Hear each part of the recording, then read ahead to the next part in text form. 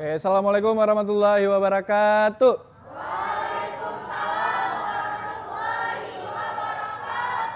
Oke, luar biasa. Ini kita malam hari ini kedatangan adik-adik dari Fakultas Hukum ya?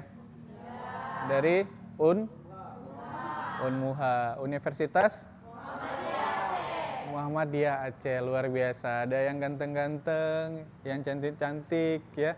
Ada yang biasa aja. Ada yang luar biasa, tapi kalian keren semuanya untuk malam hari ini. Terima kasih udah datang. Perkenalkan, nama saya, ada yang udah tahu nama saya? Perkenalkan, nama saya Rifki, umur saya 26 tahun. Ya, penampilan saya memang seperti ini hari-harinya, karena di tahun 2023 sampai tahun 2024 ya, akan selalu seperti ini karena saya seorang caleg.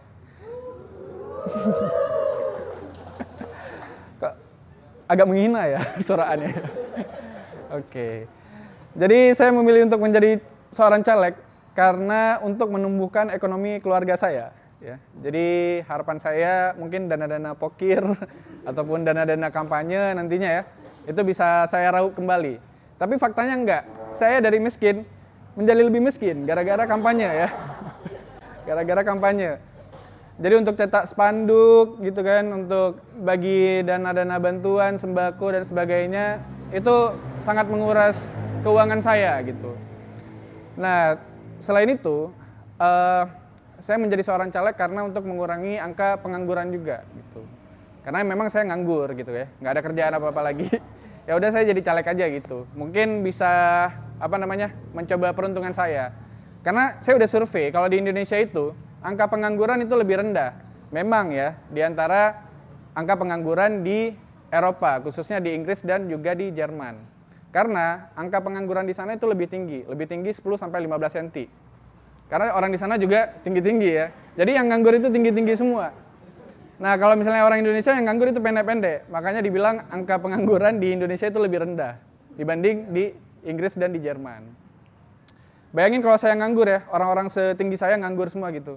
Jadi mungkin bisa melonjakkan angka pengangguran di Indonesia. Jadi 180 cm mungkin ya, atau ada yang 190 gitu.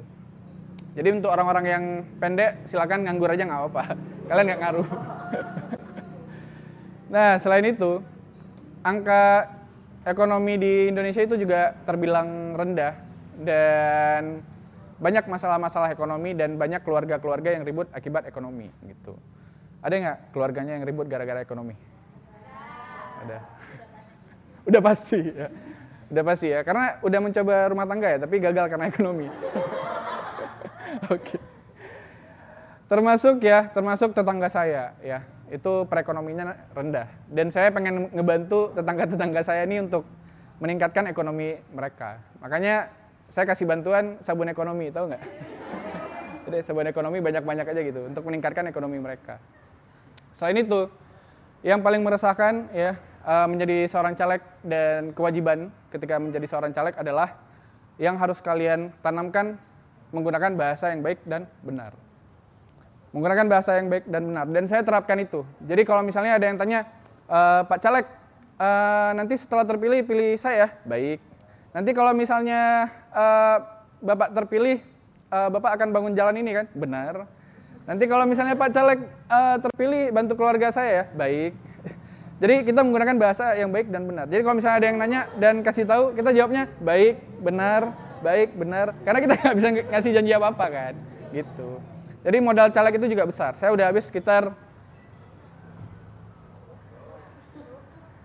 300.000.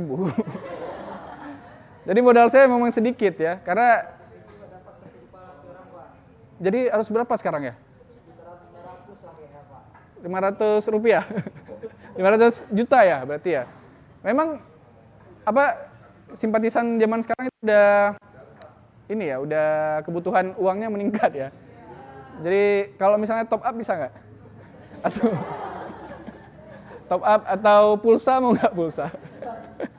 Nanti saya utang dulu ya. Tapi saya udah mencoba untuk mengambil kredit karena partai tempat saya bernaung juga itu menerapkan pola yang sama ya. Partai saya itu namanya Demokrat. Ya. Demokrat, Dewan Modal Kredit. Ya, jadi Jadi saya udah coba ajukan untuk kredit ke bank-bank terdekat ya. Jadi udah ada 5 bank semuanya. Biarpun di sini cuma ada 1 bank ya. Tapi saya udah ajuin kredit 5 bank gitu. Dan saya harapannya sih bisa menang di tahun 2024. Saya butuh suara anak-anak muda. Nanti saya harap setelah acara kita kumpul KTP di ujung sana ya. Untuk difoto. Oke, terima kasih. Saya caleg 2024. Jangan lupa untuk pilih caleg yang lainnya karena saya tidak bermutu. Assalamualaikum warahmatullahi wabarakatuh.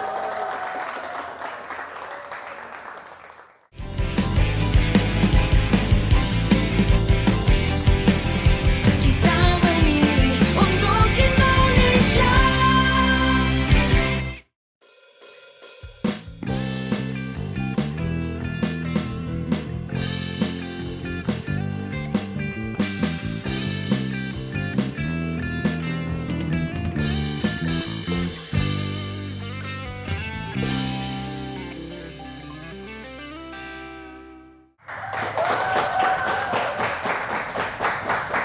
Assalamualaikum warahmatullahi wabarakatuh. Bertemu lagi di Pentas Pemilu 2024 bersama saya Tika Darmawan. Dan juga saya Rifki ya. Kali ini kita sudah kedatangan teman-teman dari Fakultas Hukum Universitas Muhammadiyah Aceh. Ya, Luar biasa. Oke, nah malam hari ini juga, kok malam sih? Lagi-lagi malam ya. Subuh ya, beda. Hari ini kita tentunya sudah kedatangan 3 narasumber yang luar biasa ya, dan kita akan membahas seputar tema kita hari ini yaitu peran disabilitas sukseskan pemilu. Nah, langsung saja kita sapa, sudah ada Bang Agus nih dari KIP Aceh, sudah ada Pak Jakfar ya di sini sebagai pengamat juga dan akademisi, dan sudah ada Syifa Urahma. Nah, Syifa di sini adalah sebagai apa ya, perwakilan dan juga mewakili teman-teman disabilitas gitu ya dalam menjelang pemilu nanti ya, Syifa ya. Iya. Oke, mensukseskan pemilu. Oke, nah kita langsung mulai untuk pertanyaan pertama langsung ke Bang Agus nih Bang. Berbicara tentang disabilitas, apakah makna dari atau juga pengertian dari disabilitas itu sama dengan pengertian dari orang-orang disabilitas pada umumnya gitu? Apakah KIP itu karakteristiknya sama atau berbeda Bang? Baik, terima kasih. Assalamualaikum warahmatullahi wabarakatuh. Waalaikumsalam.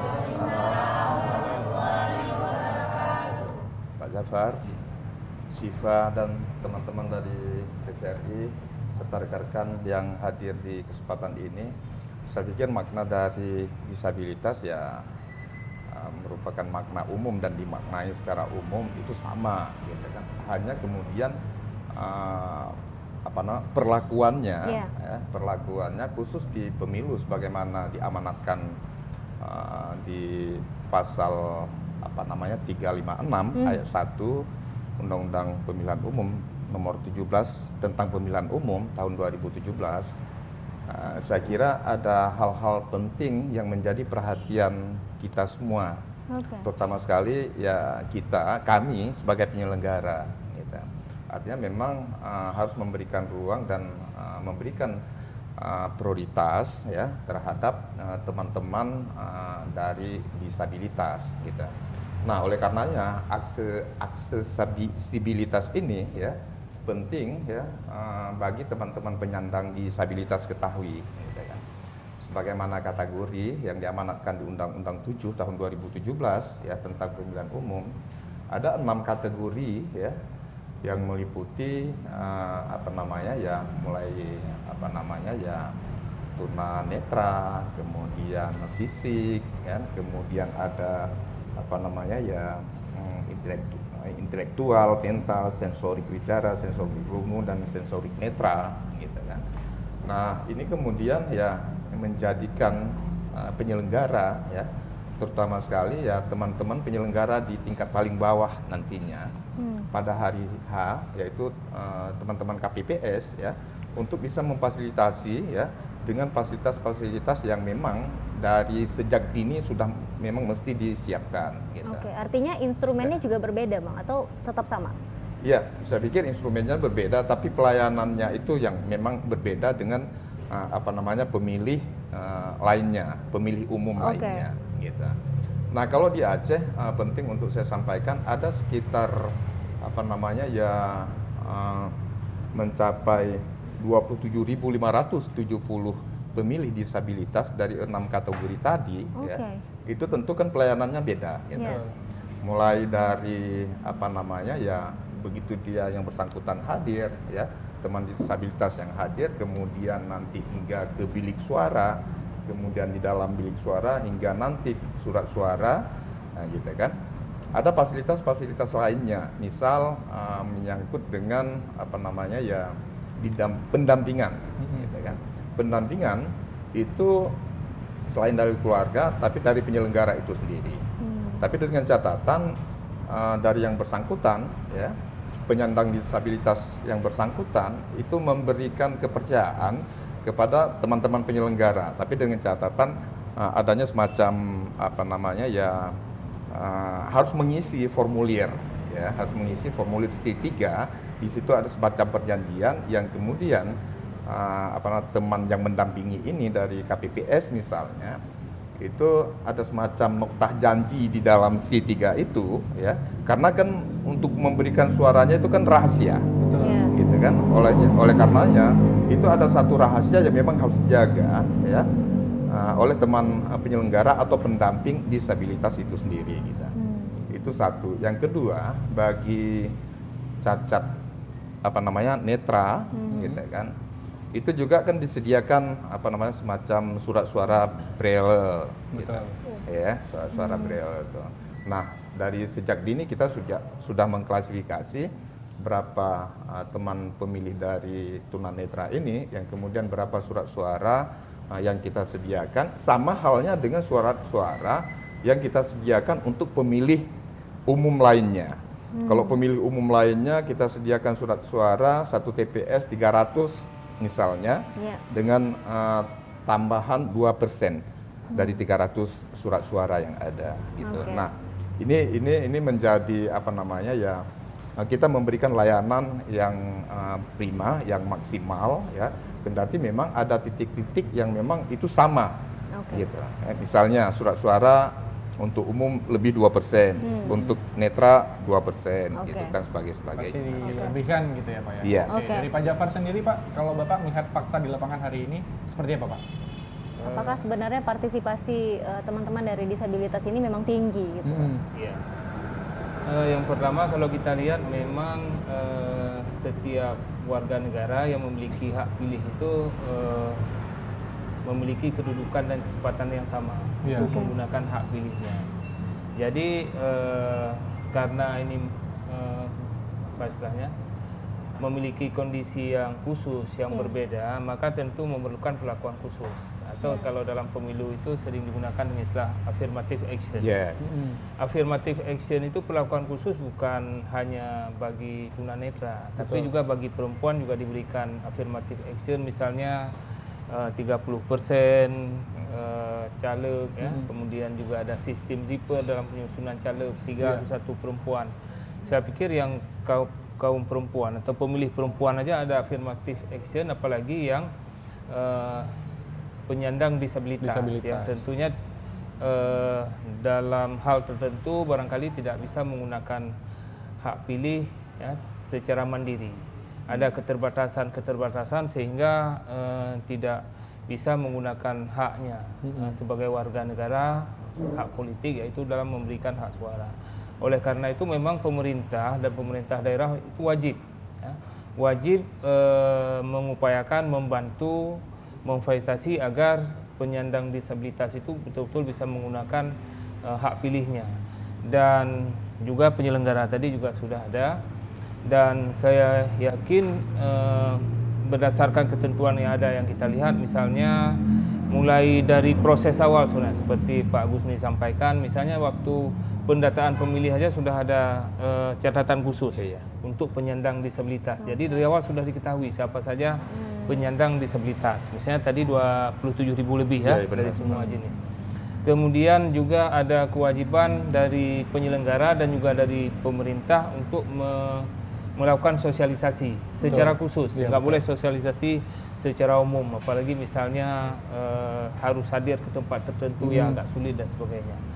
Kemudian juga dalam hal TPS-nya, jadi TPS-nya juga harus dirancang secara khusus sebenarnya semua TPS itu harus seperti itu, karena nggak ada TPS khusus untuk penyandang disabilitas, nggak ada. Jadi ini kan menyebar di mana-mana, di semua TPS. Oleh karena itu dalam membentuk TPS itu harus memperhatikan kondisi dari penyandang disabilitas. Kemudian tadi juga misalnya surat suara harus ada template-nya dan sebagainya. Di dalam bilik suara juga ada perlakuan khusus dan sebagainya. Saya pengalaman tahun 2006 itu pada saat itu memang ketentuannya tidak seperti sekarang. Pada Pilkada 2006 kita pada saat itu dibantu oleh NGO asing untuk menyediakan TPS khusus yang standar internasional. Cuma pada saat itu ada kesalahan miskomunikasi antara pihak penyelenggara dengan NGO, sehingga pada saat itu dibentuk TPS khusus itu di Blower. Dan kebetulan di Blower itu nggak ada satupun penyandang disabilitas. Akhirnya nggak terpakai TPS itu. Tidak tepat sasaran waktu itu Iya, ya, Pak, tidak tepat sasaran. Mungkin karena kurang koordinasi, karena baru pertama. Betul. Oke, baik. Oke, Syifa. Nah, Syifa ini, apakah ini menjadi tahun pertama Syifa menjadi pemilih? Ini jadi tahun ketiga sih, Kak. Tahun ketiga. Iya, Oke, tahun pertama berarti itu di 2014. Oke. 2014. 2014. Berarti udah sempat mengikuti kali. pemilu ini 2 kali ya. Iya. Gimana sih Syifa mengikuti pemilu ini selama 2 kali ke belakang ya? Itu pengalamannya seperti apa? Apakah memang benar Syifa mendapatkan perlakuan khusus gitu ya ketika harus ke TPS dan lain-lain gitu? Iya, baik. Jadi untuk tahun pertama ketika Syifa mengikuti pemilu itu di tahun 2014, dan pada saat itu mungkin memang isu disabilitas dan isu inklusivitas belum sepesat sekarang ya. Jadi mungkin untuk di tahun-tahun sekarang itu udah banyak revisi, sudah banyak terjadinya perubahan. Nah, ketika tahun pertama kali Syifa mengikuti pemilu, waktu itu Syifa tidak didata sebagai pemilih disabilitas, jadi hanya didata sebagai pemilih umum. Kemudian Syifa diantarkan oleh orang tua yang juga akan mengikuti pemilu. Kemudian kami melapor pada panitia dan meminta izin untuk boleh didampingi ketika masuk ke bilik suara. Nah, pada saat itu memang tidak ada panitia yang mendampingi ketika proses pencoblosan, tetapi saya diizinkan untuk didampingi oleh orang tua, dan waktu itu orang tua saya membantu untuk mencobloskan. Nah, pada saat itu untuk surat suaranya sendiri belum tersedia yang braille, dan alhamdulillah cukup difasilitasi dengan baik, walaupun mungkin fasilitas yang aksesibel itu waktu itu belum ada di tahun 2014. Kemudian di tahun 2019 itu masih di lokasi yang sama, waktu itu di Loksmawe. Masih sama, kondisinya masih sama, tetapi pada saat itu ketika saya masuk ke bilik suara itu didampingi oleh panitia juga gitu. Jadi kami masuk ke bilik suara itu bertiga, waktu itu saya, ibu saya, dan panitia yang mengawasi seperti itu. Jadi memang bisa didampingi saat itu ya? Bisa didampingi. Luar biasa. Kalau dari Pak Agus sendiri, Pak, tahun 2024, apakah ada pembaruan kah atau masih dengan template yang sama, Pak, pelayanan untuk disabilitas? Ditahan dulu, Pak Agus ya, ditahan dulu jawabannya karena kita harus break ya. Dia udah semangat mau jawab. Ditahan dulu semangatnya ya, kita harus break setelah yang satu ini. Tetap di Pentas Pemilu 2024.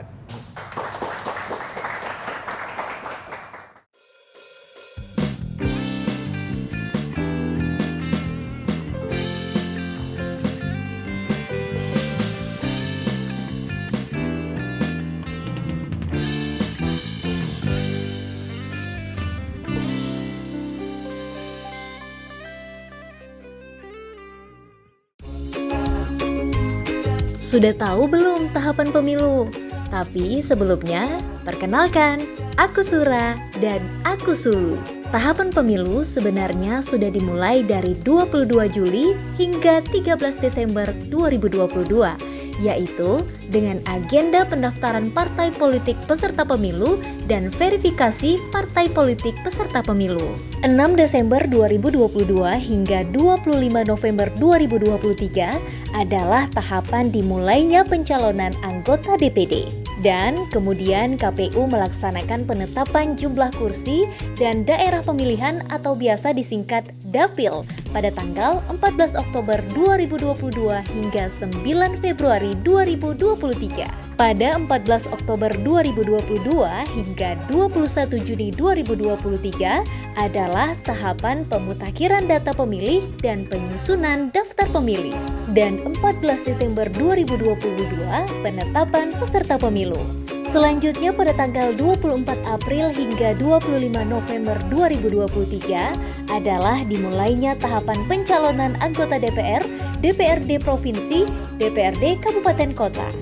Dan pada tanggal 19 Oktober hingga 25 November 2023, pencalonan presiden dan wakil presiden yang saat ini sudah ada 3 paslon presiden dan wakil presiden yang resmi mendaftar pemilu.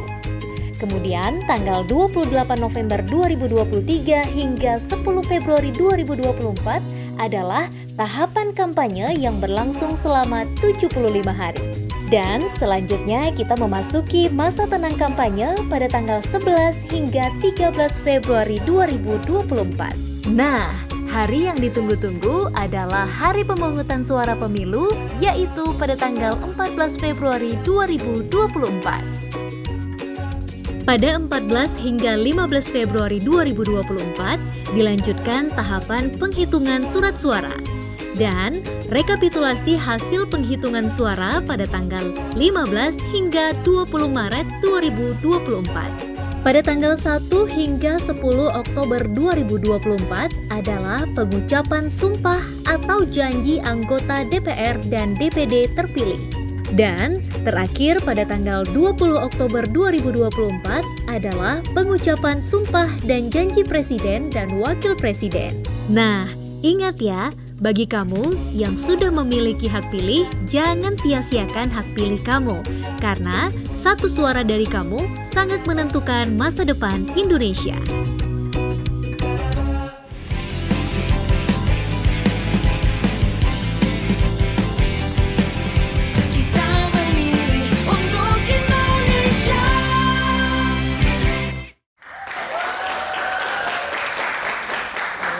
Terus berlanjut di pentas pemilu 2024. Tadi sempat terpotong dari Pak Agus, ya mungkin bisa Pak? Iya. Silakan Pak. Tapi ya sebelumnya saya boleh nantang dada dikit ya. Oh iya, boleh, Karena memang saya boleh. sengaja Pak Jafar pakai baju ini Iya. ya, menandakan kalau saya memang bersama teman-teman penyelenggara sedang melakukan untuk melindungi hak pilihmu. Iya, Gerakan melindungi hak pilih. Hak pilih. Tak terkecuali Siva bersama teman-teman. Weh. Siap, luar biasa. Keren. Keren banget ya. Iya, iya. Oke, silakan Bang Agus. Silakan Pak Agus. Ya, kami kira perlakuannya memang di pemilu 2014 dengan pemilu 2019 dan bahkan di 2024 nanti Ya. itu memang tidak jauh beda. Betul. Hanya bagaimana kemudian regulasinya ini semakin kokoh, kuat dan ini semakin menjamin. Nah, ini saya pikir ya sesuatu yang luar biasa, bukan karena ini ucapan penyelenggara, tapi karena memang difasilitasi oleh pemerintah, gitu kan. Oke. Nah, juga undang-undang itu menjamin, ya, sebagaimana saya sampaikan tadi di pasal 356 ayat 1 itu jelas sekali, semua kategori disabilitas itu difasilitasi, gitu. Tak terkecuali misalnya yang cacat fisik, gitu kan, kita berkewajiban untuk menjemput manakala diminta atau disampaikan sejak awal, gitu kan. Lagian kita memang dari sejak dini sudah punya data dan sehingga data ini sudah kita klasifikasi 6 kategori tadi, ya. Nanti teman-teman ya penyelenggara boleh disampaikan oleh teman-teman penyandang disabilitas atau nanti secara otomatis misal itu penyelenggara KPPS itu kan basis di desanya setempat, desanya masing-masing.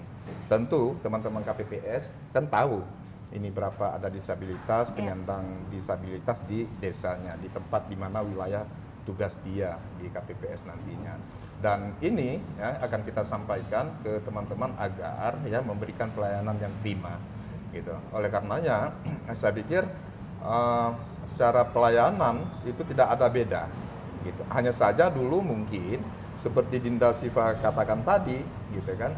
Artinya kalau dulu mungkin ini ya berlangsung secara umum gitu. Tapi pelayanan tetap gitu kan.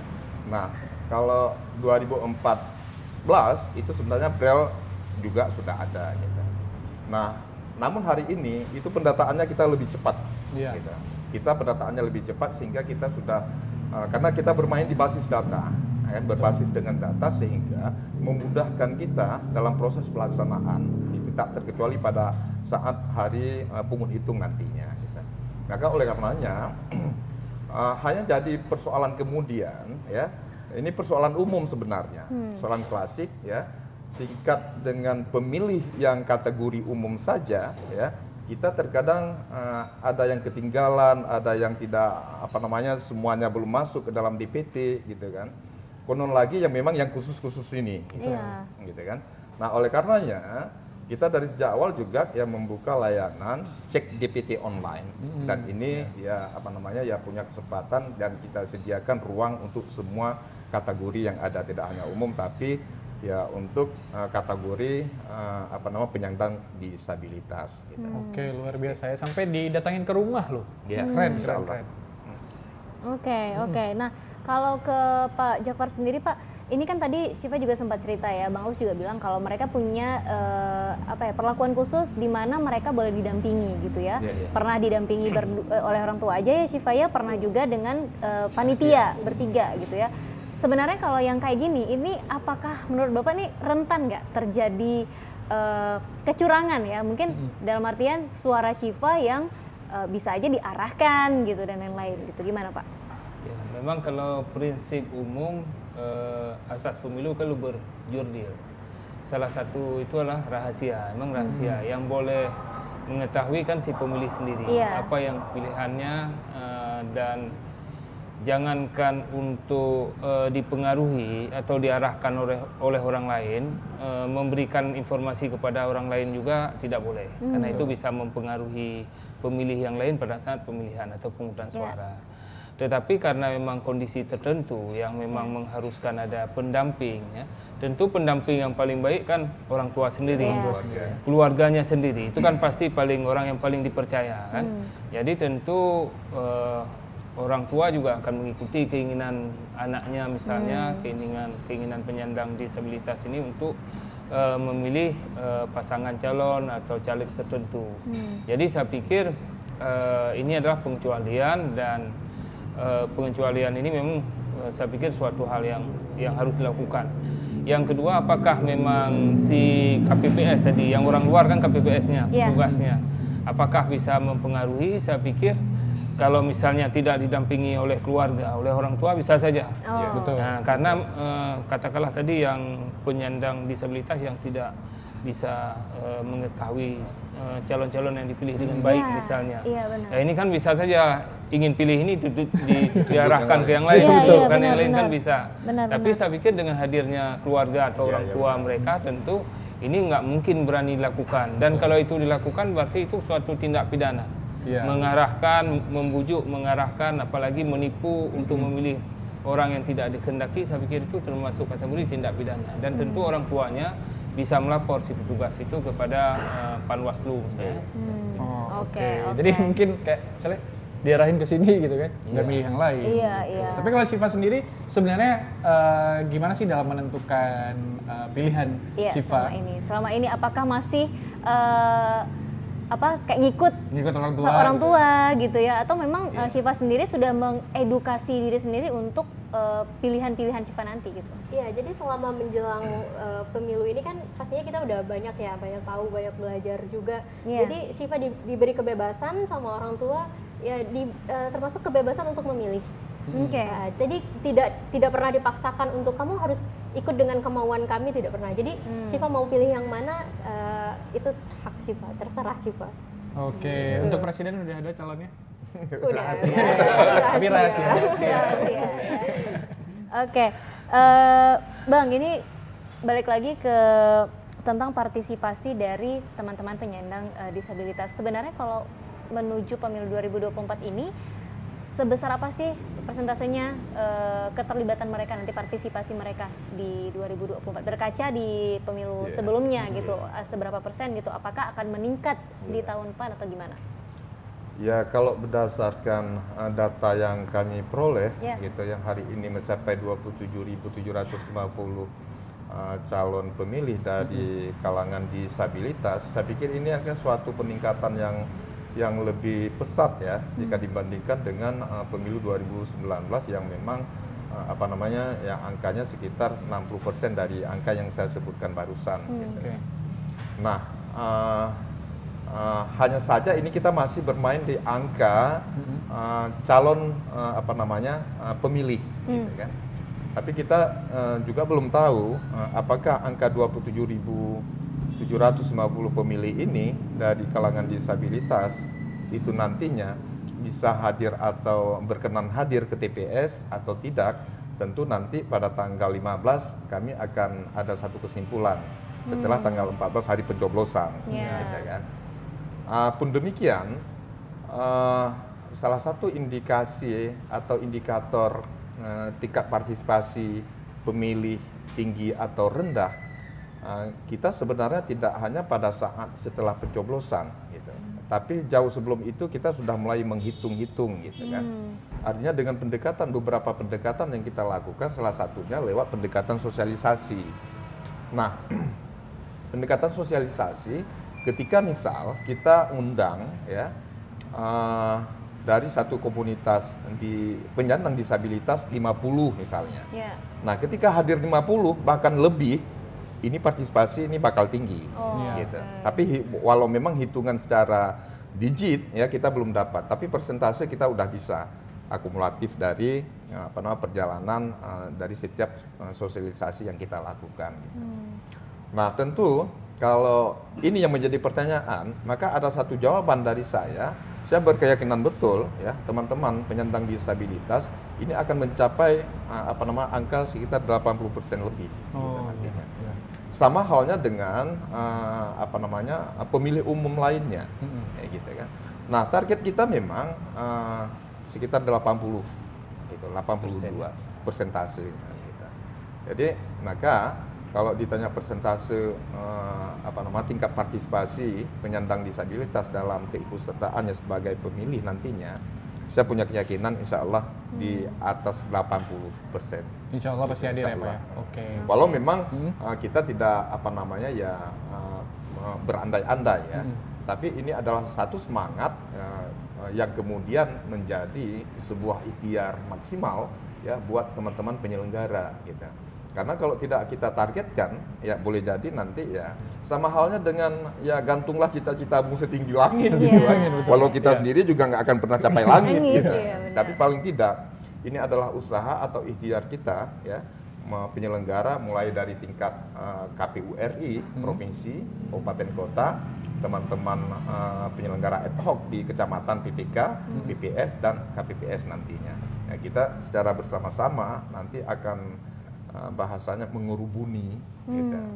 Teman-teman tidak hanya pemilih umum tapi teman-teman penyandang disabilitas. Oke. Ini pembahasannya makin seru ya. Masih akan kita lanjutkan lagi tapi kita mau break dulu. Kita ingin menyaksikan teman-teman dari Harmony Band.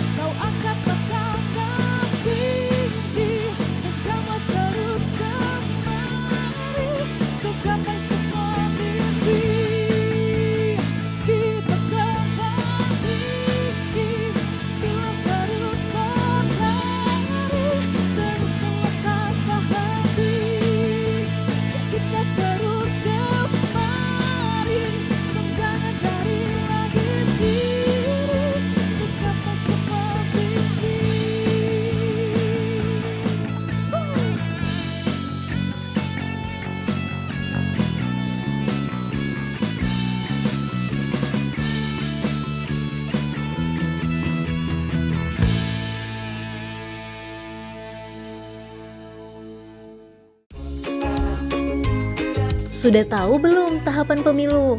Tapi sebelumnya, perkenalkan, aku Sura dan aku Sulu. Tahapan pemilu sebenarnya sudah dimulai dari 22 Juli hingga 13 Desember 2022, yaitu dengan agenda pendaftaran partai politik peserta pemilu dan verifikasi partai politik peserta pemilu. 6 Desember 2022 hingga 25 November 2023 adalah tahapan dimulainya pencalonan anggota DPD. Dan kemudian KPU melaksanakan penetapan jumlah kursi dan daerah pemilihan atau biasa disingkat Dapil pada tanggal 14 Oktober 2022 hingga 9 Februari 2023. Pada 14 Oktober 2022 hingga 21 Juni 2023 adalah tahapan pemutakhiran data pemilih dan penyusunan daftar pemilih. Dan 14 Desember 2022 penetapan peserta pemilu. Selanjutnya pada tanggal 24 April hingga 25 November 2023 adalah dimulainya tahapan pencalonan anggota DPR, DPRD Provinsi, DPRD Kabupaten Kota. Dan pada tanggal 19 Oktober hingga 25 November 2023, pencalonan presiden dan wakil presiden yang saat ini sudah ada 3 paslon presiden dan wakil presiden yang resmi mendaftar pemilu. Kemudian tanggal 28 November 2023 hingga 10 Februari 2024 adalah tahapan kampanye yang berlangsung selama 75 hari. Dan selanjutnya kita memasuki masa tenang kampanye pada tanggal 11 hingga 13 Februari 2024. Nah, hari yang ditunggu-tunggu adalah hari pemungutan suara pemilu, yaitu pada tanggal 14 Februari 2024. Pada 14 hingga 15 Februari 2024 dilanjutkan tahapan penghitungan surat suara dan rekapitulasi hasil penghitungan suara pada tanggal 15 hingga 20 Maret 2024. Pada tanggal 1 hingga 10 Oktober 2024 adalah pengucapan sumpah atau janji anggota DPR dan DPD terpilih. Dan terakhir pada tanggal 20 Oktober 2024 adalah pengucapan sumpah dan janji presiden dan wakil presiden. Nah, ingat ya, bagi kamu yang sudah memiliki hak pilih, jangan sia-siakan hak pilih kamu. Karena satu suara dari kamu sangat menentukan masa depan Indonesia.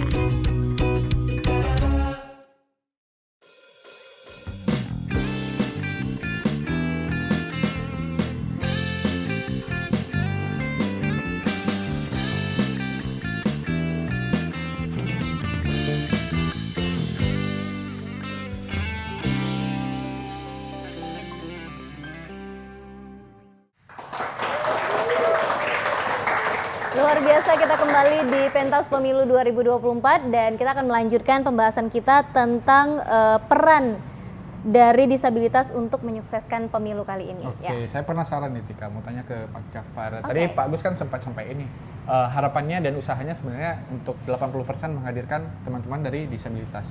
Kan masih ada 20% lagi nih Pak. Kira-kira kalau dari Pak Jafar melihat 20% itu penyebabnya apa sih Pak? Baik, yang pertama kalau keinginan untuk ikut pemilu, menurut saya itu lebih tinggi keinginan penyandang disabilitas kepada masyarakat umum. Kenapa? Karena dengan pemilu itu kan bisa merubah pemerintahan, bisa menggantikan pejabat, bisa menghasilkan orang-orang yang sangat peduli terhadap penyandang disabilitas. Mungkin kalau masyarakat umum ada banyak kepentingan, banyak merasa kemampuan sendiri dan sebagainya.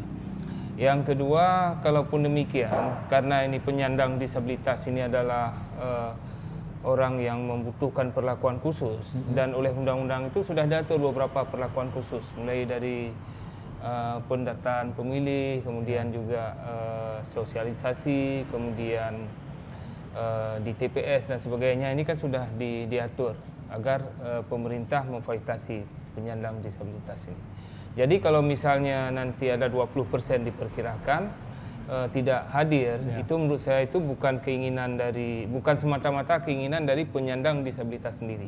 Kalau pemilih umum itu memang keinginan sendiri tidak hadir, pertimbangan sendiri. Tapi kalau ini menurut saya bukan karena keinginan sendiri, bukan karena pertimbangan sendiri, tapi karena barangkali informasi tidak tersampaikan, sosialisasinya kurang. Kemudian pada hari H mungkin tidak ada orang yang mendampingi ke TPS, karena ini juga sebagian besar tentu tidak bisa hadir sendiri, perlu adanya pendampingan. Ya. Mungkin karena kurangnya pendampingan. Oleh karena itu saya menyarankan mungkin ke Pak Gusni dari KIP, sosialisasi nanti yang akan diberikan bukan hanya kepada penyandang disabilitas, tapi juga kepada orang tua dan keluarganya, karena peran keluarga di sini sangat besar untuk menghadirkan penyandang disabilitas. Oke, jadi siap-siap cari pendamping Siap-siap. ya 2024. itu tagline ya.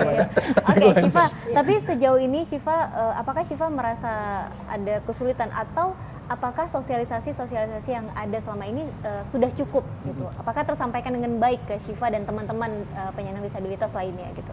Iya, jadi selama ini kami cukup sering mengikuti sosialisasi terkait pemilu dan Syifa rasa itu sudah sangat membantu bagi kami dan sudah cukup tersampaikan informasi-informasi dari pihak-pihak penyelenggara pemilu.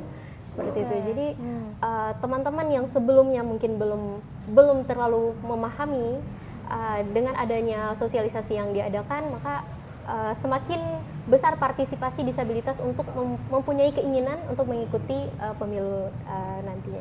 Oke, tapi sejauh ini memang teman-teman yang lain yang mungkin ada di lingkungan Syifa sendiri gitu ya, itu memang punya rasa ingin berpartisipasi yang besar juga gitu. Iya, pastinya, karena mereka sadar bahwa mereka mempunyai hak suara yang harus mereka berikan. Seperti itu. Jadi sebagai warga Indonesia yang baik harus memberikan hak suaranya di saat pesta demokrasi.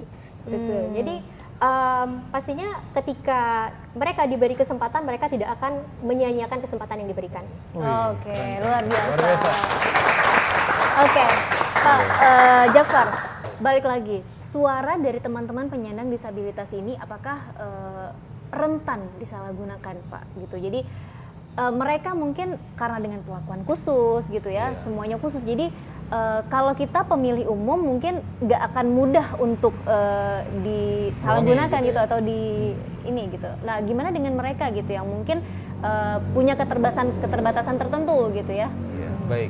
Jadi kalau menurut saya malah suara dari penyandang disabilitas ini lebih murni dibandingkan dengan pemilih umum, karena disabilitas itu cenderung memilih berdasarkan hati nurani, berdasarkan keinginannya sendiri. Dan saya yakin partai politik, kemudian pasangan calon atau caleg itu punya sasaran khusus untuk melakukan misalnya money politik, melakukan tekanan dan sebagainya kepada penyandang disabilitas. Dan saya juga yakin karena seperti yang Syifa sampaikan tadi bahwa penyandang disabilitas ini kan tentu sudah mempelajari, sudah pelajari mendapatkan informasi. Dengan demikian lebih sulit dipengaruhi oleh pihak-pihak tertentu karena penyandang disabilitas ini sudah punya pendirian sendiri. Oke, jadi ya lebih murni ya Pak ya? Iya, suaranya lebih murni, tidak dipengaruhi orang lain gitu. Iya. Mungkin Syifa mau jadi tim ses juga buat saya. Tetap ya, tapi sejauh ini Bang, keterlibatan penyandang disabilitas ini dalam pemilu itu apakah sebatas pemilih gitu ya, atau mereka juga sebenarnya terlibat dalam proses-proses lainnya gitu menuju pemilu? Sebagai panitia mungkin ya gitu. Iya. Kami kira sebagaimana jaminan Undang-Undang 7 juga tentang pemilihan umum, itu penyandang disabilitas dia tidak hanya sebagai katakanlah dia sebagai apa namanya ya pemilih. Ya. Tapi dia juga punya hak yang sama untuk jadi sebagai peserta pemilu.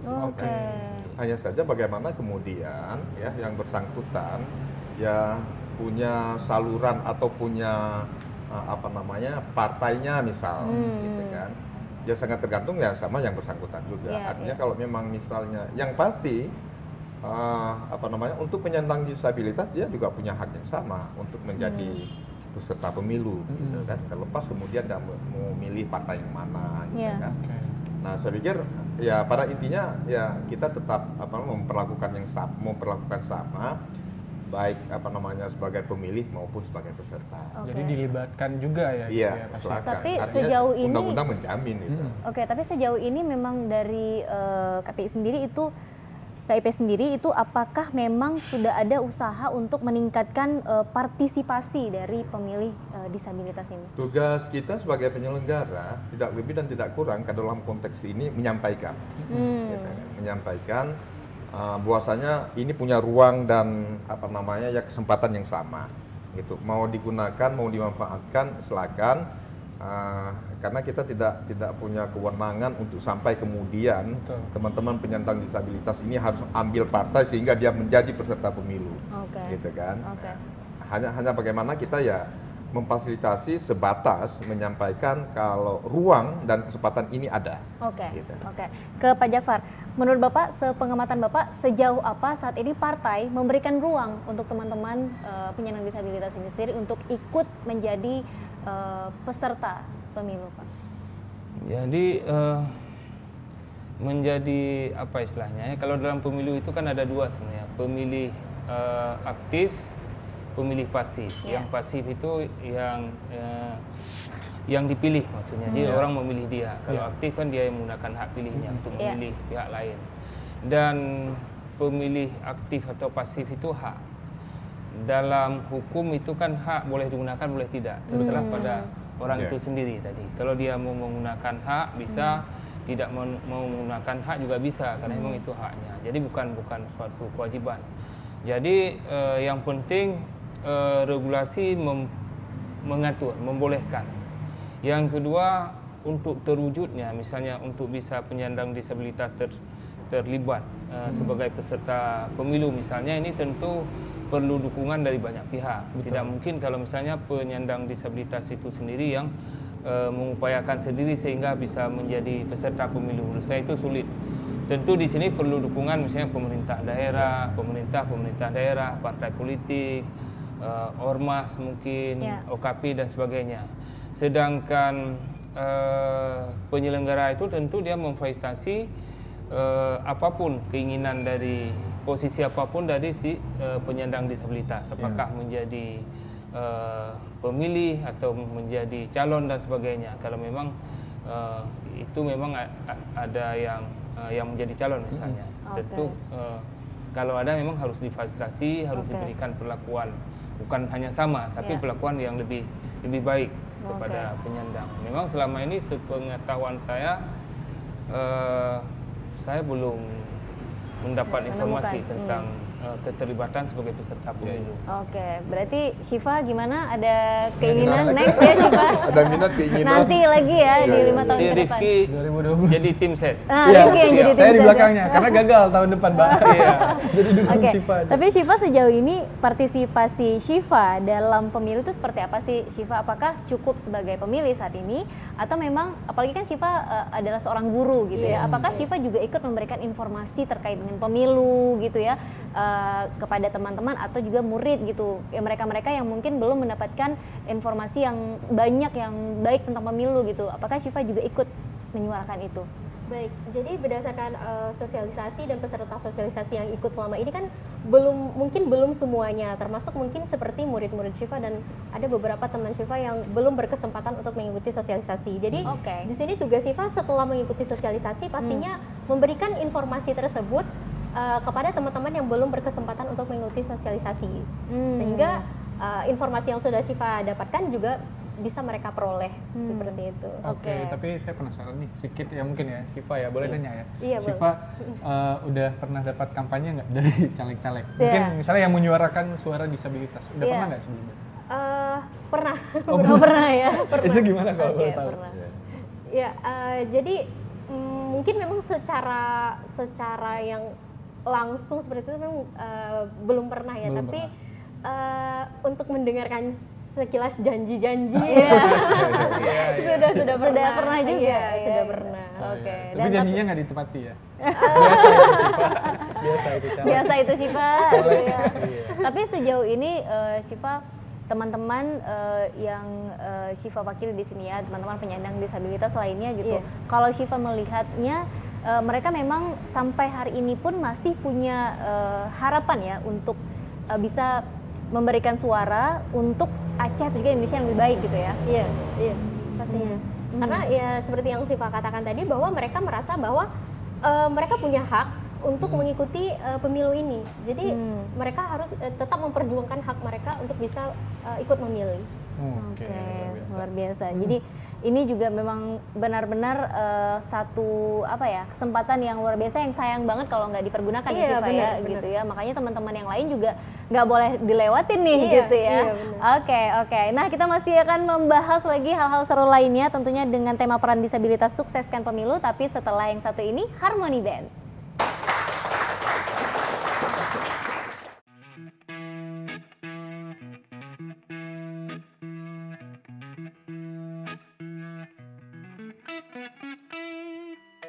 Mata pernah melihat, telinga pernah mendengar, badan pernah merasa, terekam jelas, seakan terjadi baru saja.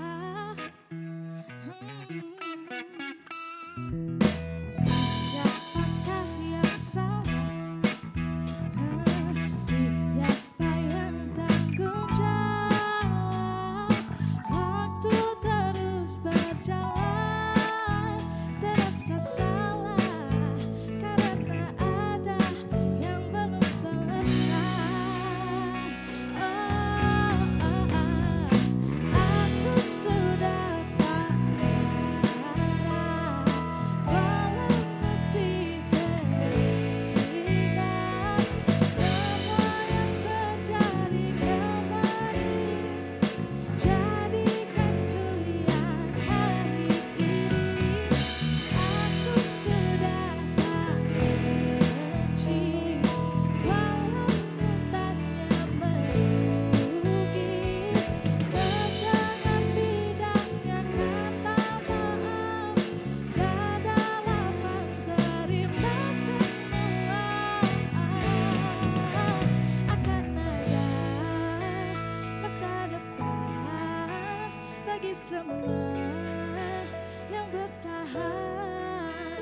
Duniaku pernah hancur, rangkai lagi satu-satu.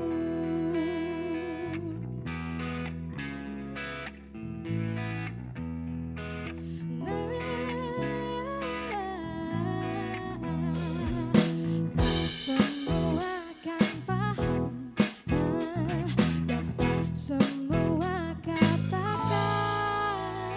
maaf, semua harus terjadi. Kini kau tak sendiri lagi, dan kini ku coba pahami. Aku sudah tak marah, walau masih teringat semua yang terjadi kemarin. Jadikan ku yang hari ini.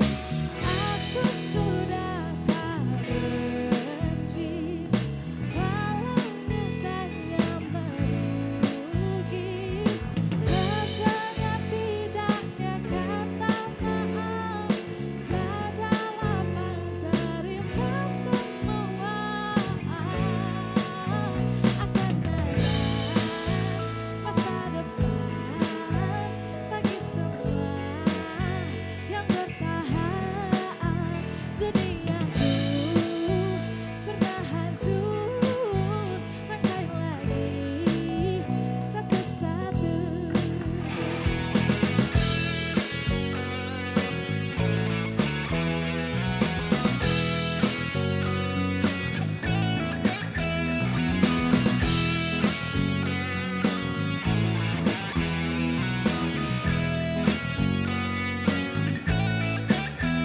Akan ada masa depan bagi semua yang bertahan.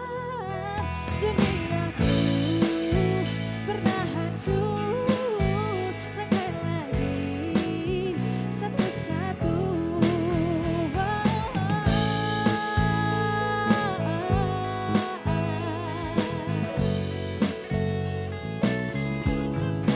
Masa depan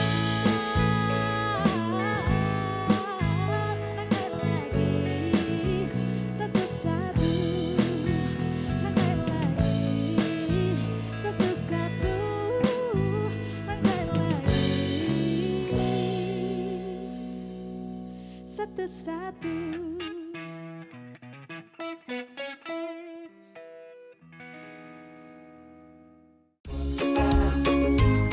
Sudah tahu belum tahapan pemilu? Tapi sebelumnya, perkenalkan, aku Sura dan aku Sulu. Tahapan pemilu sebenarnya sudah dimulai dari 22 Juli hingga 13 Desember 2022, yaitu dengan agenda pendaftaran partai politik peserta pemilu dan verifikasi partai politik peserta pemilu. 6 Desember 2022 hingga 25 November 2023 adalah tahapan dimulainya pencalonan anggota DPD. Dan kemudian KPU melaksanakan penetapan jumlah kursi dan daerah pemilihan atau biasa disingkat Dapil pada tanggal 14 Oktober 2022 hingga 9 Februari 2023. Pada 14 Oktober 2022 hingga 21 Juni 2023 adalah tahapan pemutakhiran data pemilih dan penyusunan daftar pemilih. Dan 14 Desember 2022 penetapan peserta pemilu. Selanjutnya pada tanggal 24 April hingga 25 November 2023 adalah dimulainya tahapan pencalonan anggota DPR, DPRD Provinsi, DPRD Kabupaten Kota. Dan pada tanggal 19 Oktober hingga 25 November 2023, pencalonan presiden dan wakil presiden yang saat ini sudah ada 3 paslon presiden dan wakil presiden yang resmi mendaftar pemilu. Kemudian tanggal 28 November 2023 hingga 10 Februari 2024 adalah tahapan kampanye yang berlangsung selama 75 hari.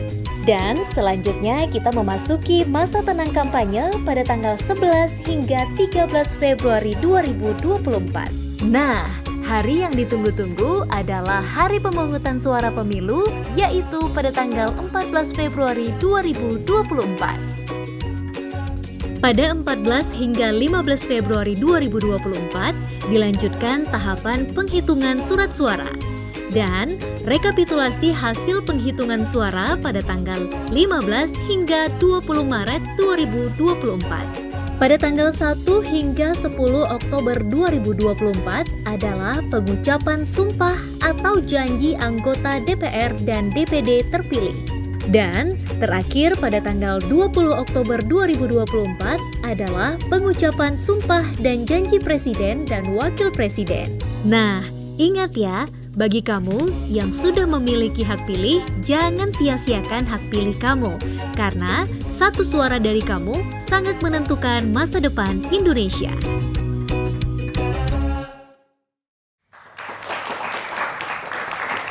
Oke, masih di pentas pemilu 2024 dan kita akan melanjutkan lagi pembahasan kita malam hari ini. Dan Syifa, sejauh ini apakah Syifa masih menemukan kendala-kendala berarti gitu, atau mungkin teman-teman yang lain gitu ya, penyandang disabilitas yang lain terkait dengan mungkin akses untuk ke TPS-nya atau juga kayak template braille-nya yang mungkin nggak di semua TPS itu ada gitu. Gimana Syifa? Ya, baik. Jadi Syifa selain saat ini berprofesi sebagai guru, Syifa juga aktif di organisasi disabilitas, ya, di mana kami di sini masih terus melakukan advokasi terhadap pihak-pihak terkait penyelenggara pemilu untuk menyetarakan hak kami sebagai disabilitas. Jadi ketika pemilu berlangsung nanti, kami bisa memberikan suara kami dan bisa difasilitasi dengan baik dengan tempat-tempat yang aksesibel. Nah, sejauh ini karena masih banyak sekali teman-teman disabilitas, terutama yang di daerah, yang masih mengeluhkan soal tempat yang belum akses, seperti tidak tersedianya template braille, kemudian kesulitan ketika mengakses TPS yang lokasinya itu mungkin berbatu atau anak tangga yang tidak tersedianya bidang miring, sehingga teman-teman kami yang disabilitas fisik yang menggunakan kursi roda itu kesulitan untuk mengakses TPS seperti itu. Jadi akhirnya mereka mengurungkan niat untuk ikut memberikan suara mereka Seperti itu. Oke, jadi itu ya Iya. yang mungkin menyebabkan sebagian dari teman-teman penyandang disabilitas ini tidak bisa memberikan suaranya karena akses itu tadi. Iya, iya. Jadi bukan mereka tidak mau, tapi karena terkendala dengan akses tempat tadi. Oke, berarti Gitu. PR ya. Iya. Tahun ini PR ya. PR yang luar biasa ini ya. Sekaligus PR buat caleg nih. Tuh, caleg juga ya. Ya, nanti jadi materi kampanye juga, Pak. Ketika terpilih Oke, nanti harus next. memfasilitasi. Kita akan buka Materi sesi kampanye. pertanyaan. Kali ini kita sudah kedatangan teman-teman dari Unmuha, Fakultas Hukum Unmuha, benar. Banda Aceh ya. Oke, kalian punya yel-yel? Oke, boleh dong, silakan. Silakan. Ya, ya. Kita dengerin dulu yel-yelnya, silakan.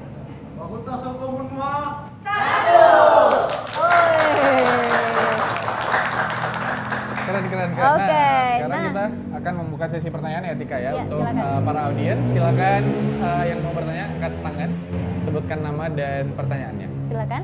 Oke, silakan. Oke, silakan. Cek. Sambil duduk nggak apa-apa. Nggak apa-apa, Iya, boleh. sambil pulang nggak apa-apa juga. Nggak gitu. Sebelumnya, Sambil duduk. Assalamualaikum warahmatullahi wabarakatuh. Waalaikumsalam wabarakatuh. Warahmatullahi wabarakatuh. Perkenalkan, nama saya Sujamuti dari Fakultas Hukum Universitas Muhammadiyah Aceh. Pertanyaan saya cuman simpel Pak, singkat, mendasar. Langsung saja. Kategori disabilitas apa saja yang bisa ikut pemilu? Dan apakah penyandang disabilitas mental bisa ikut pemilu? Sekian, terima kasih. Wassalamualaikum warahmatullahi wabarakatuh. Oke. Waalaikumsalam warahmatullahi wabarakatuh. Silakan Pak Agus. mungkin. Ke Bang Agus langsung ya. Iya, memang saya sebutkan tadi ada 6 ya kategori disabilitas gitu kan. Nah, salah satunya adalah disabilitas cacat mental gitu. Tentu ya, sebenarnya ruang tetap ada gitu kan. Namun hanya bagaimana kemudian disesuaikan Betul. gitu kan. Artinya kalau misalnya memungkinkan nggak dengan Iya. kondisi dia yang seperti itu. Karena kan begini, hitung-hitungan kita ya, setiap katakanlah yang maju mencalonkan diri tentu kan ingin meraih dukungan sebanyak-banyaknya gitu. Kan tidak mungkin hanya dengan katakanlah komunitas disabilitas cacat mental tadi yang jumlahnya terbatas, kemudian suaranya ke dia sehingga tidak membutuhkan suara yang lainnya. Ini kan hitungan-hitungan politik gitu Yeah. kan, secara politis gitu. Maka kalau kemudian dibatasin hanya untuk katakanlah kategori disabilitas A, B, C, D hingga 6 tadi, itu tidak kalau secara hukum mungkin ya Pak Jafar nanti lebih tahu gitu kan makna secara politisnya, secara hukum gitu kan. Nah, tentu ya pasti ya sebagai penyelenggara dengan undang-undang yang ada itu ruang dan kesempatan semua sama Oke. gitu. Dan pada intinya semuanya sama. Hanya saja apakah memungkinkan? Hanya memungkinkan enggak gitu. Ya, mungkin atau enggaknya aja ya. Oke, tapi kalau Pak Jafar mungkin mau menambahkan, apakah sebenarnya pembatasan seperti ini ya, yang karena tidak memungkinkan gitu, itu sebenarnya boleh Pak, atau gimana? Jadi yang pertama, katakanlah tadi yang gangguan mental ya. Ya. Itu sebenarnya dia tetap sebagai subjek hukum, tetap sebagai pendukung hak dan kewajiban secara hukum. Dan semua subjek hukum itu kalau dalam hukum itu ada kewenangan berhak, kewenangan berbuat. Kewenangan berhak artinya dia memiliki hak, ada. Tapi apakah dia memiliki kewenangan berbuat, mampu berbuat atau tidak?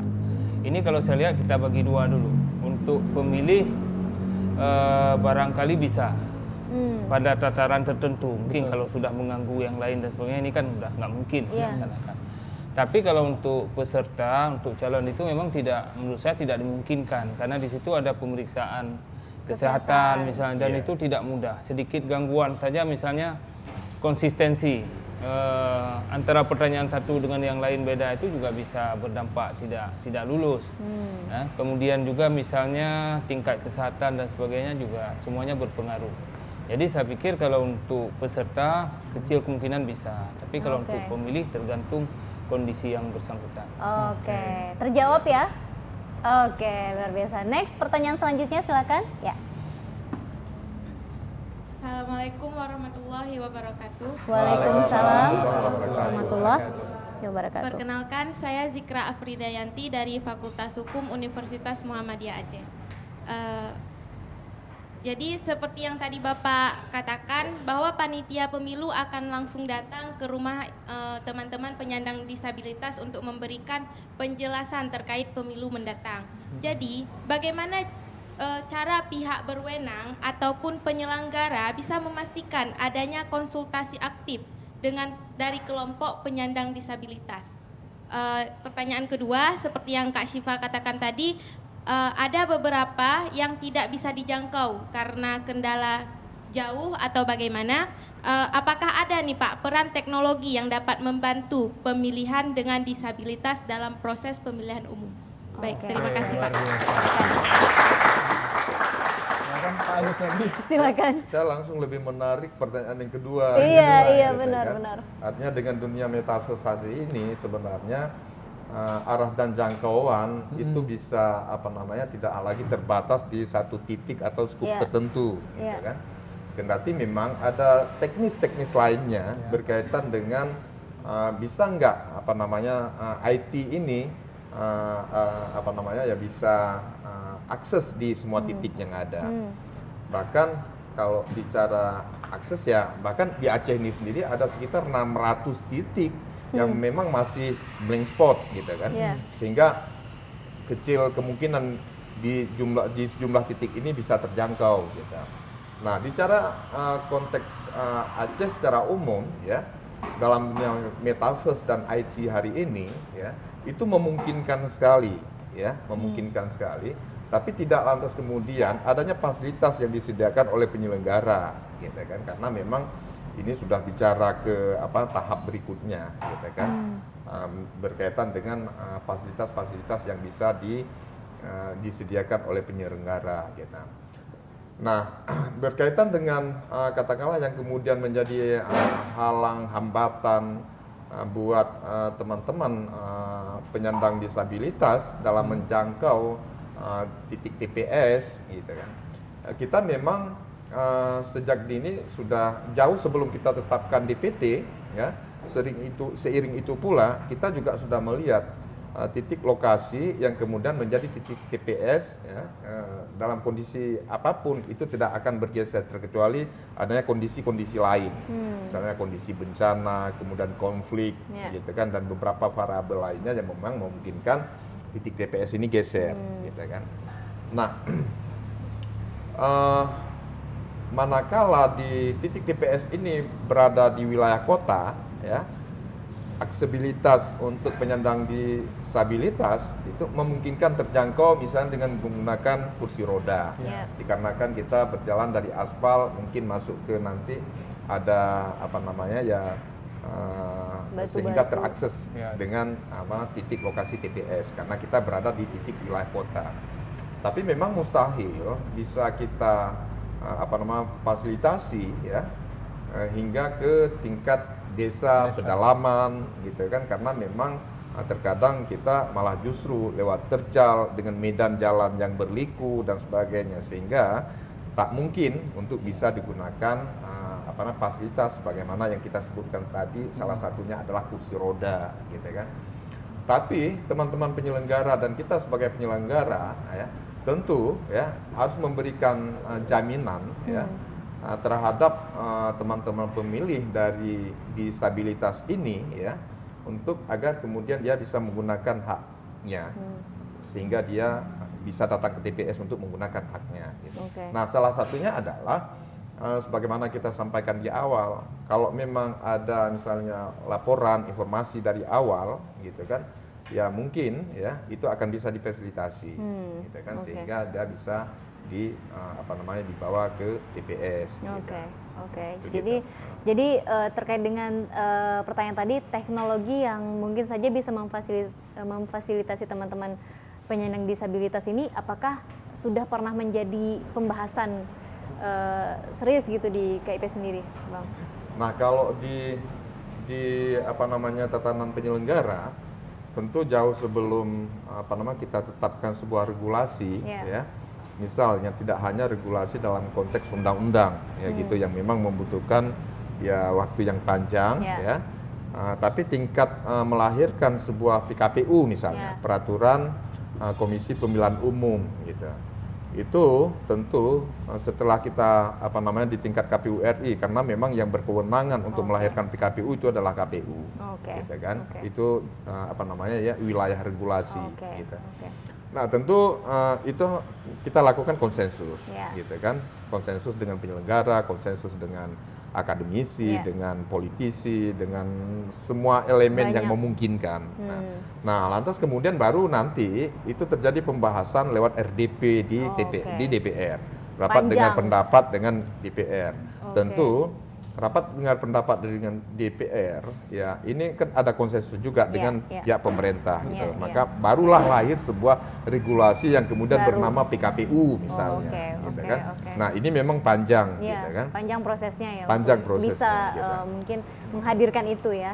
Tapi Syifa kalau seandainya sudah ada teknologi yang memfasilitasi itu, Syifa masih mau datang langsung atau pakai teknologi aja? Mungkin menyesuaikan dengan kondisi. Nah, karena disibukkan dengan kegiatan lain, mungkin akan menggunakan teknologi juga. Karena kan biasanya vibe-nya beda ya kalau datang langsung ke TPS gitu ya Syifa ya. Oke, baik. Ini berarti tadi pertanyaan dari Zikra sudah terjawab ya Zikra? Oke, terima kasih. Baik, teman-teman yang sudah berpartisipasi, ada Sujia Mukti dan juga Zikra mendapatkan bingkisan menarik dari TVRI Aceh.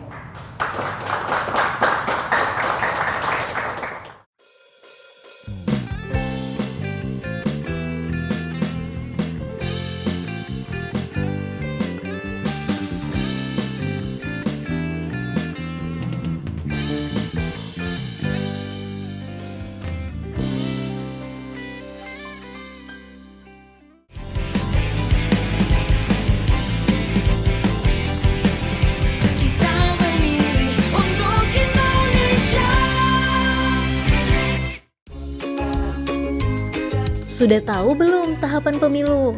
Tapi sebelumnya, perkenalkan, aku Sura dan aku Sulu.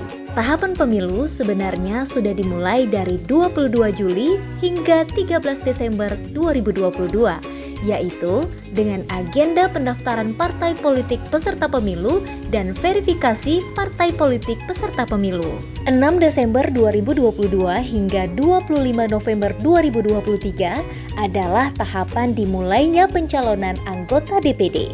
Dan kemudian KPU melaksanakan penetapan jumlah kursi dan daerah pemilihan atau biasa disingkat Dapil pada tanggal 14 Oktober 2022 hingga 9 Februari 2023. Pada 14 Oktober 2022 hingga 21 Juni 2023 adalah tahapan pemutakhiran data pemilih dan penyusunan daftar pemilih.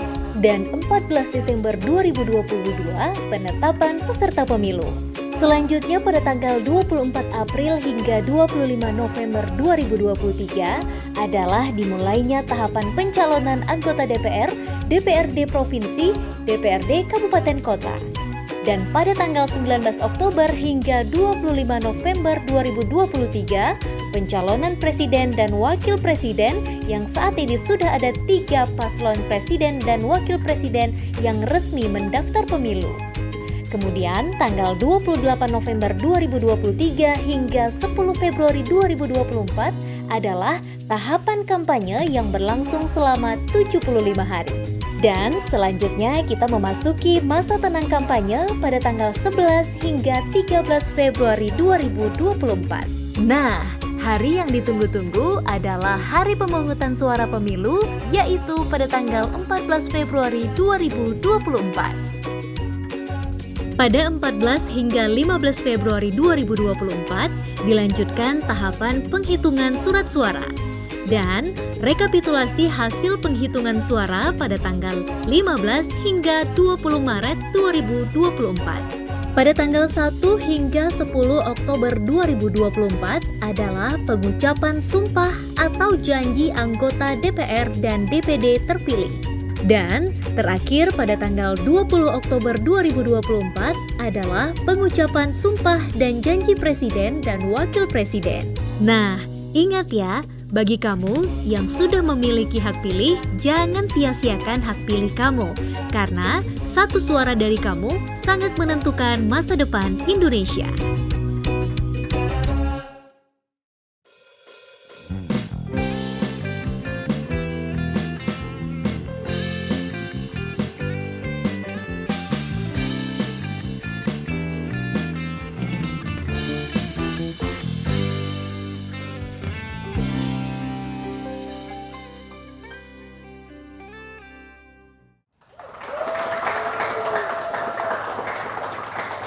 Sudah nggak kerasa juga nih Tika, kita sudah di penghujung segmen ya di Pentas Pemilu 2024. Sekarang waktunya kita mungkin pengen dengar nih ya closing statement atau harapan dari masing-masing bintang tamu kita malam hari ini. Kok malam sih? Tuh kan malam lagi subuh ya.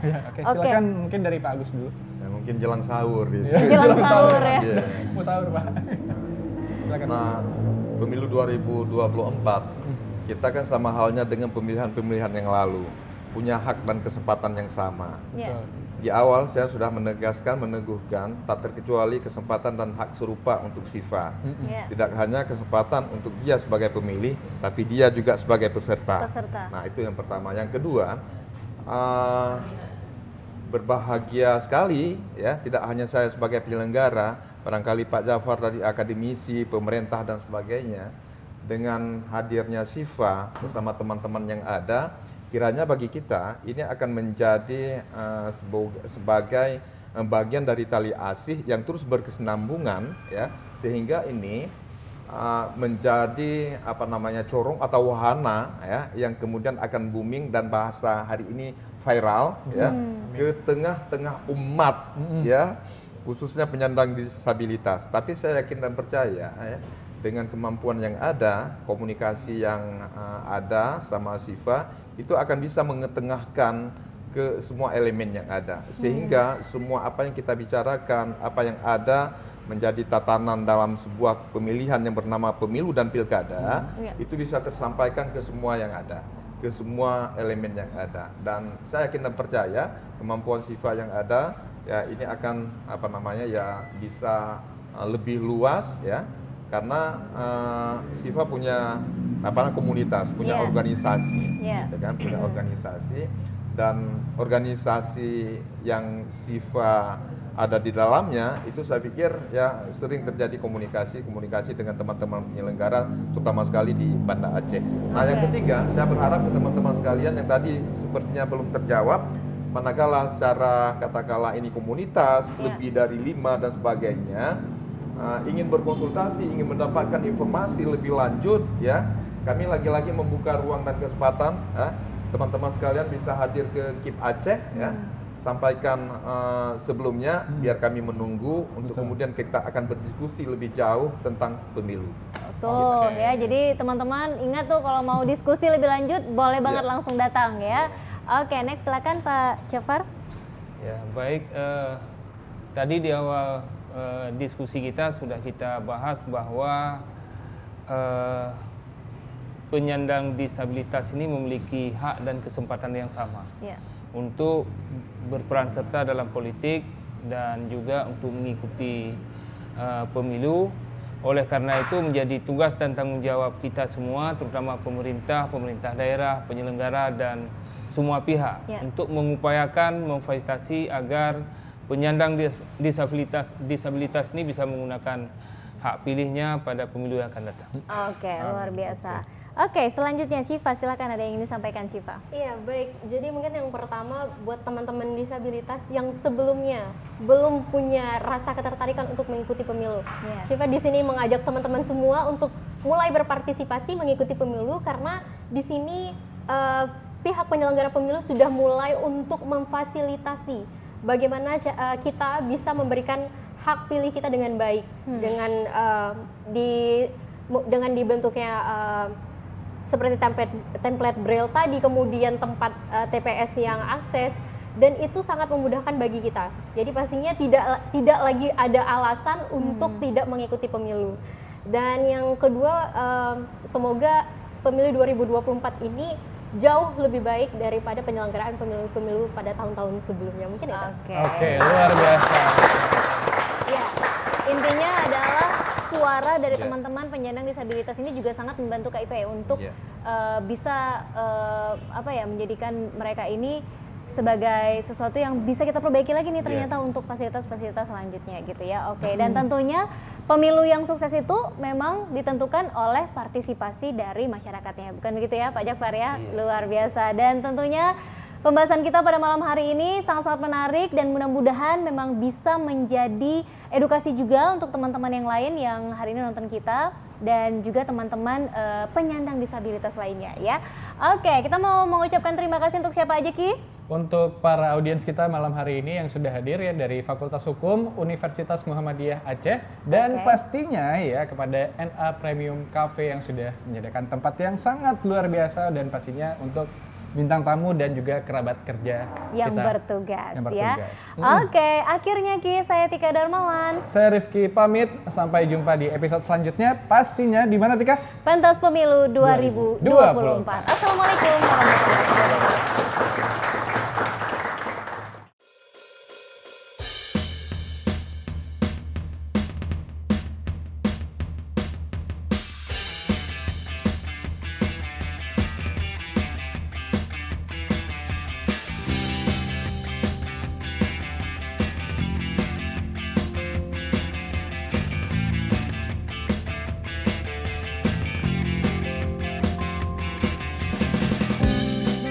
Waktunya untuk gunakan hak pilih kita, salurkan aspirasi bersama demi bangsa.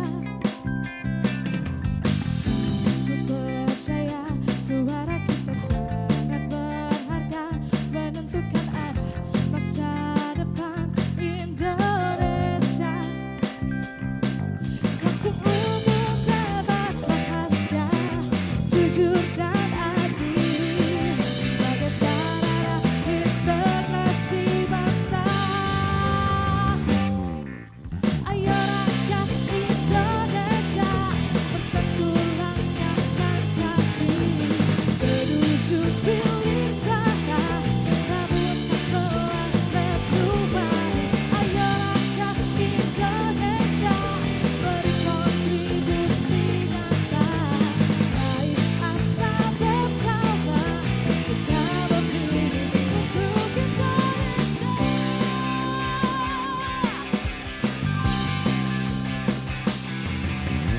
Tiba waktunya untuk gunakan hak pilih kita, salurkan aspirasi bersama demi bangsa. Penuh percaya suara kita sangat berharga, menentukan arah masa depan Indonesia. Selalu umum, bebas, rahasia, jujur dan